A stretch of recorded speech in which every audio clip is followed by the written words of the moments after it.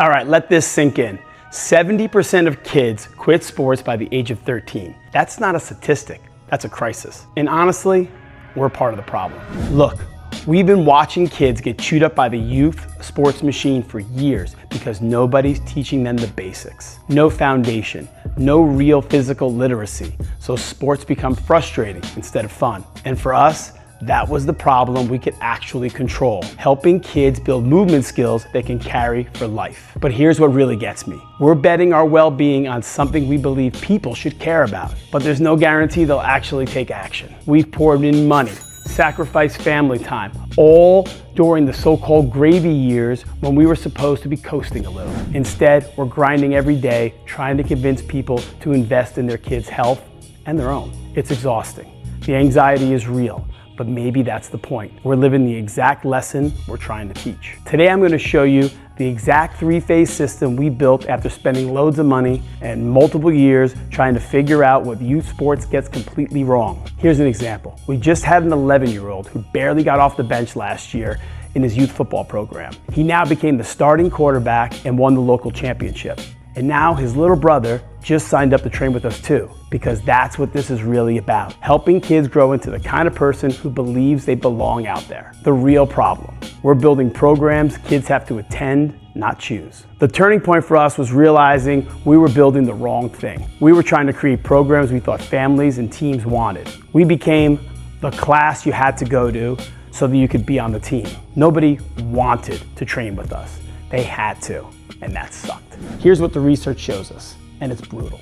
According to multiple studies from the National Center of Biotechnology Information, athletes who specialize before the age of 14 are 36% more likely to suffer overuse injuries than multi-sport peers. And get this, only 0.03 to 0.5% of high school athletes even reach the professional levels. We're destroying kids for a lottery ticket that basically doesn't exist. But here's the kicker. 70% of youth quit organized sports by the age of 13. Think about that. 7 out of 10 kids are walking away from something that should be building them up, making them stronger, giving them confidence.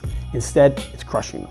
The shift for us came when we said, nah, we're gonna build something kids and families actually choose because it makes them better, not because a coach told them to show up. Once we made that pivot, things really started to click. When the kids are forced into programs, they develop resentment instead of passion. The foundation crumbles before it's even built. Phase 1, accumulation. High reps of actually doing the thing. Phase 1 for us is the accumulation phase. Just like in training, it's about high reps, lots of doing, testing, and learning.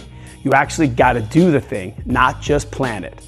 Try stuff, see what works, see what flops, and adjust. Build your capacity for figuring it out. If you skip this step, you don't build a foundation, no reps, no strength, no muscle memory. So when things go sideways, oh, and they will, you won't have the capacity or the resilience to fix it. So we had to try something. Some stuff worked, most flopped, but every failure taught us something we couldn't learn from a textbook. We tried different session options, groups, private, classes, clinics, ran them all and saw what stuck. We tested different pricing models, packages, drop-ins, contracts, subscriptions. We adapted quickly, found out what was scalable and repeatable, and dialed up or down as needed. The research backs this up too. Multi-sport athletes develop superior agility, balance, coordination, and speed. They're building power through variety, not specialization. They're getting those high reps across different movement patterns, different challenges, different ways of thinking about their bodies. Here's what this means for you specifically. You need to give kids permission to experiment, to try different things, to build that movement vocabulary. Don't lock them into one sport, one way of moving, one definition of success. Let them accumulate experiences.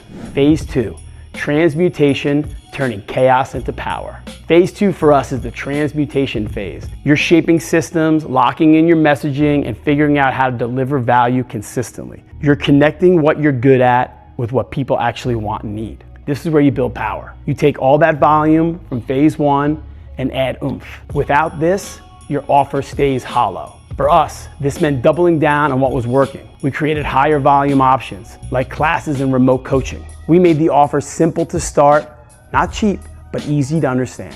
The research shows us that diverse sports foster leadership, teamwork, and peer socialization. Oh, and self-esteem. Athletes playing multiple sports report higher enjoyment, and are more likely to maintain lifelong physical activity. That's transmutation in action, taking all those different experiences and turning them into something powerful and lasting. But here's where most programs screw this up. They think more is always better. More hours, more intensity, more pressure. But that's not transmutation. That's just more chaos. Real transmutation is about finding the patterns, the connections, the things that are actually moving the needle. We learned how to make the best use of an athlete's time, what to train, how to train, and what to leave out. Every time we had to explain our process to a parent or just on the fly, we got sharper. Now we know what the sessions need to look like. We don't sweat the small stuff, and we're way more adaptable. Look, we can help you skip the part where you light money on fire, trying to figure it out.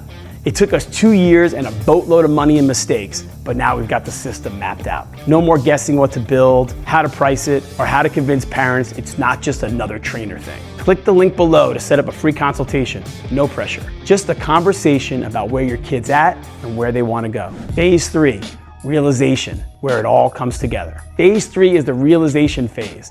This is the phase where it all comes together. You're maximizing intensity, locking in delivery, and watching the plan actually work. If you do this right, you're not guessing anymore. You've got it. You can't skip this step. If you want to do anything well for the long haul, you got to go through realization. Otherwise, you're stuck in practice mode forever. This is where we lead with our best program. Put our strongest offer out front. We build, don't just design. We match programs to phases. Some things will peak now, others later. We focus on what's ready. A day in the life of a kid who trains with us. They're not just second guessing every move. They know how to train. They know what they're doing and what's next. We're not dumping textbooks on them, but they get the big picture. They're confident, walking into a gym, stepping onto the field, or just trying something new. They've learned how to fail, try again, succeed a little, and build on it. That turns into real, lasting confidence, not just in sports, but in life. Less scared, more prepared. They're becoming better athletes and better people. This was the big shift for us. Once we had families who wanted to train with us and actually understood what we were all about, we started seeing consistent revenue. We implemented contracts, built reoccurring memberships, and finally had the breathing room to plan long term. That meant we could run ads, bring on part-time help, and invest in better equipment. But the real win?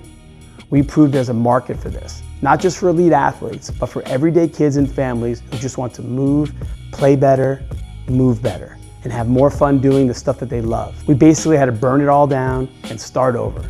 New programs, new classes, new schedule, new pricing, the whole thing. That crushed our revenue. We lost more money, more time, more sleep. But we finally started building our system, not someone else's. It's still a grind, but now we've got a roadmap, and at least we're struggling in the right direction. Spending all that time grinding for almost no money makes you question everything. Can we really do this? Do people actually value what we're offering? Is this going to be a hobby or a real grown-up business? But just like training, you can't half-ass it. You need a plan. Follow it and tweak it when it's not working, and double down when you find what does. That process gave us a deeper connection to the business. We still screw things up, but the sacrifices built resilience.